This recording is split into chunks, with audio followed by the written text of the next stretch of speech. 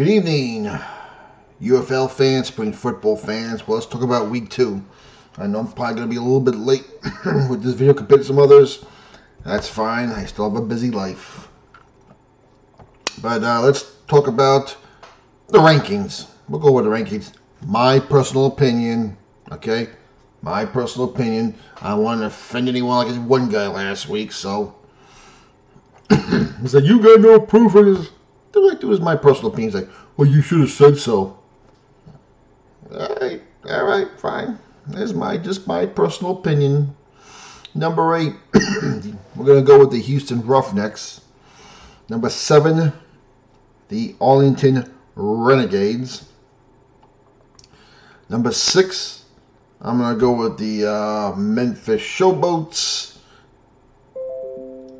Number 5, I'm going to go with the St. Louis Battlehawks.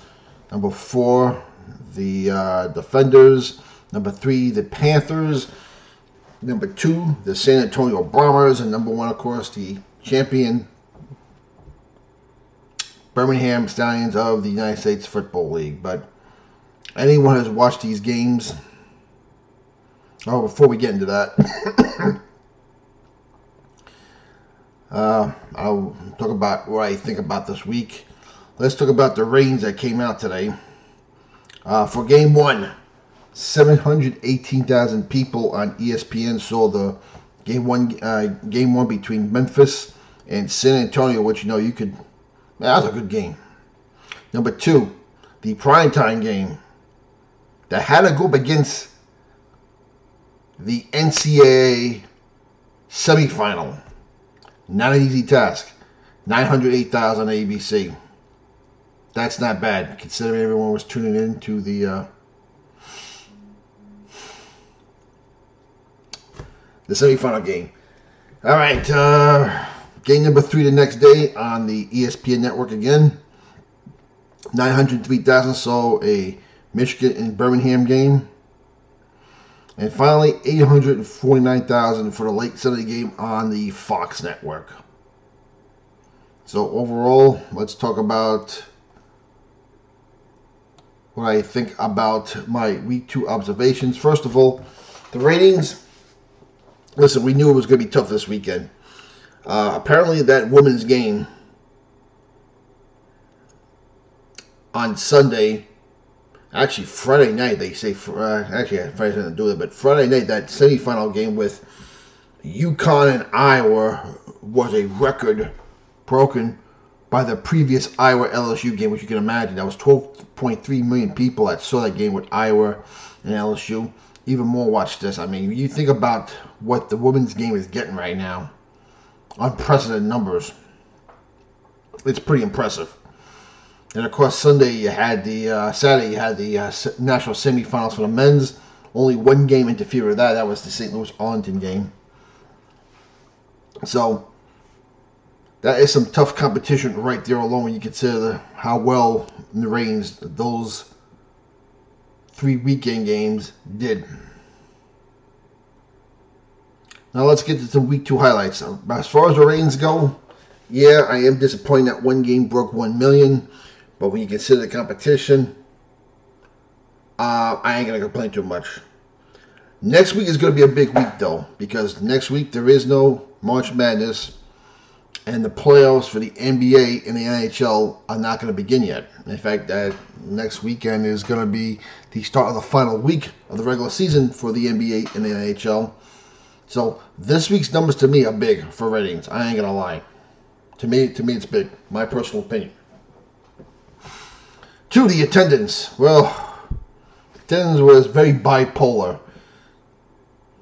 The fact that the opening game at Memphis only had, 8,700 people? For all the trash those fans talked, to only have 8,700 people. Now we say, well, the game was at 11 o'clock. Well, listen, a lot of college games are on 11 o'clock. Now, I get it. That's college football. And the weather was nice. The weather was about 65 degrees and mostly sunny in Memphis. So it wasn't like you were sitting in sweltering heat and humidity either.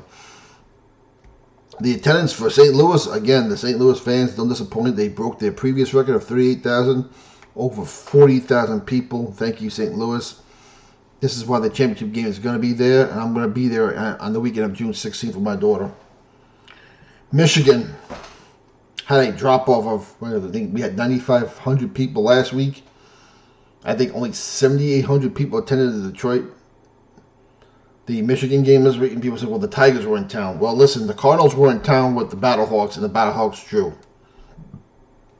Okay? That was very disappointing. And, of course, my team, DC Defenders, had over 15,000, and the Audi Stadium only holds about 17,800, I believe, for football, but 20,000 for soccer. I'm a firm believer we need at least 15,000 people to put in these stands, but it seems like we have a pattern early in the season where the XFL conference is outdrawing the USFL conference by a lot right now. It's still only week 2, but even Moose Johnson said that the attendance in Memphis was disappointing, and it is. I'm sorry. You got to call a spade here. I'm not trying to be negative. Thank God the Reigns are there, but we're going to need improvement over the next few weeks with the Reigns and the attendance. Okay, the other thing from this week. If you thought the week 1 action was great, week 2 was even better. I mean, we had all these games came down to a final possession.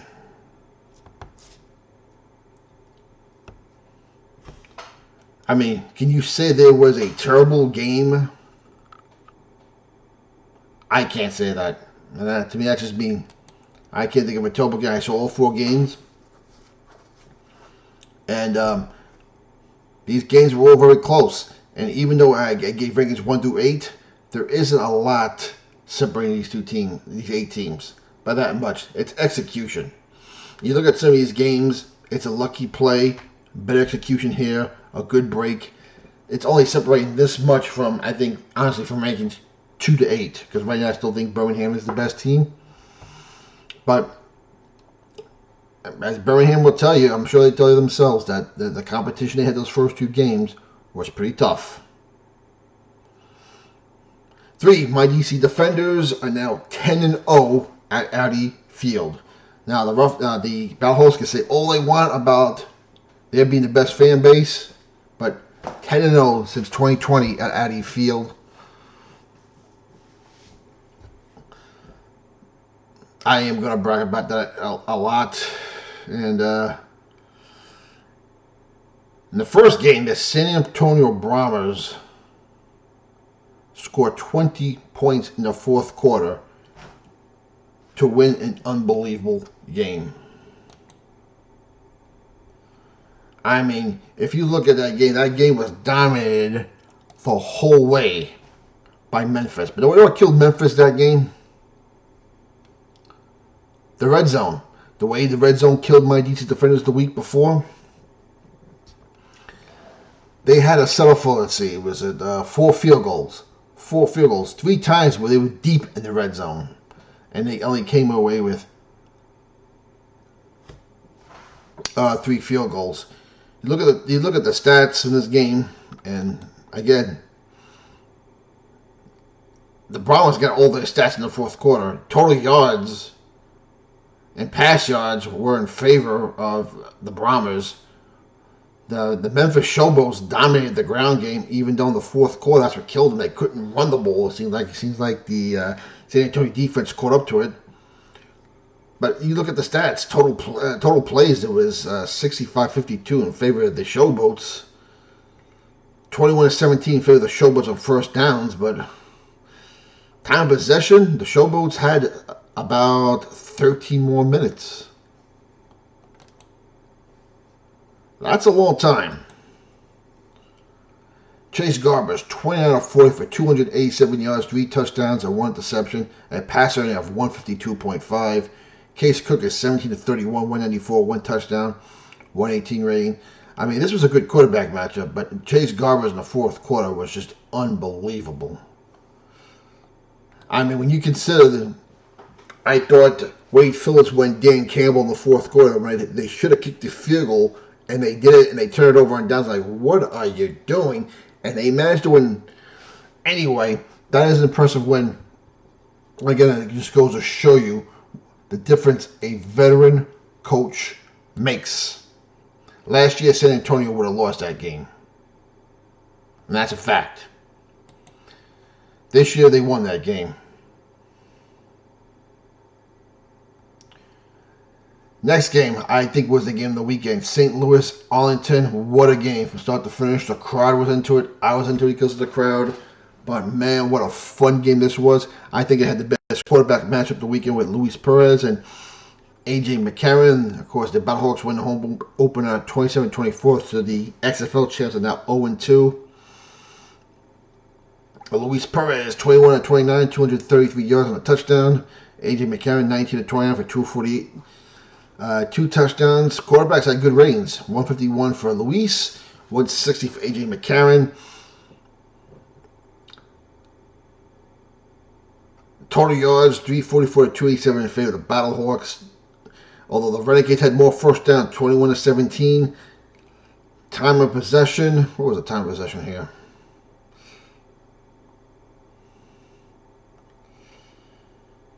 I didn't even see the time of possession. I'm sure it could have been not much difference, but no turnovers in the game.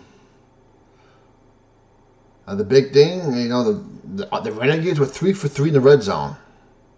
Time possession, only 5 minutes difference between the Renegades and the Battlehawks in favor of the Renegades. There you go. But this was a good game. This was a fun game. Like I said, the atmosphere makes all the difference. And we saw 2 quarterbacks go at it. This was a fun game to watch. I think this was the best game of the weekend, in my opinion. And it came down. St. Louis had the ball last. Next game, Michigan and Birmingham. Again, Birmingham, they're the defending champs, but the defending champs know they have a lot of competition. And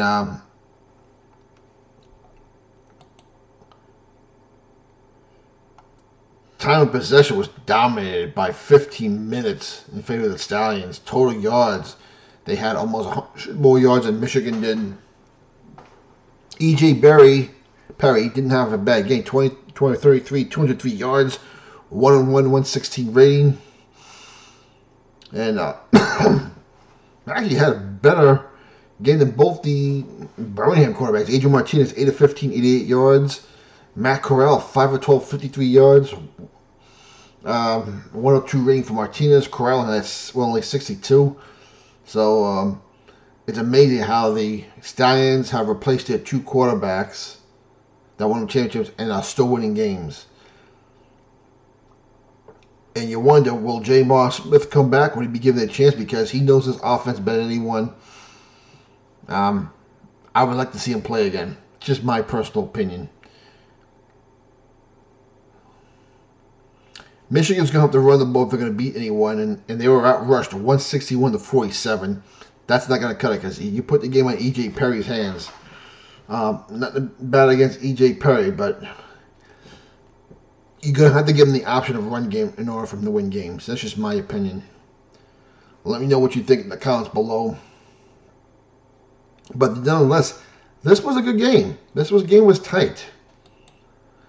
All these games this weekend, if you look at it, were all tight. And of course, the last game of the weekend, Defenders and Roughnecks, what a game this was. And this game was brought down by one play, the deep pass from Stinnett to the receiver there, who thought he had a touchdown and was brought down from behind by DeAndre Baker, who popped the ball out. The defenders get the ball back. They go down to score. And that was the play of the game. Even if Houston was held to a field goal that game, they probably win this game. But home cooking served them well. Total yards, 286 to 285 in favor of the Roughnecks. This was a tight game. All around. Time possession, 30-55 to 29-05 in favor of Houston. This game was tight. It was fun. Tiamu, 632, 212 yards, 2 touchdowns, 1 bad interception, which came back as a pick six. Rating of 120. Ryan Sinnett, who came in for Cortana, it looks like he's going to be out for a while, unfortunately. He was good. 19 of 32, 21, 1 touchdown, a 136 rating.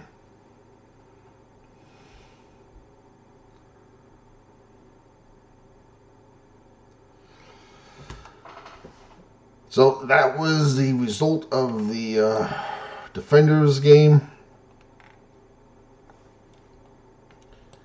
They're now 10-0 home. And that is pretty much it in a nutshell for week number 2 of the XFL. Again, you have to love these games. They were tight. The first 2 weeks, the games have been tight. Second week was better than the third. And week 3 coming up, it should be just as good. I mean, you look at the games we have for week 3. We're going to begin with a rematch of last year's XFL championship between DC and Arlington at Choctaw Stadium in Arlington. I'm looking forward to that game. I would really love nothing more than a pound the Renegades, what they did to me last year.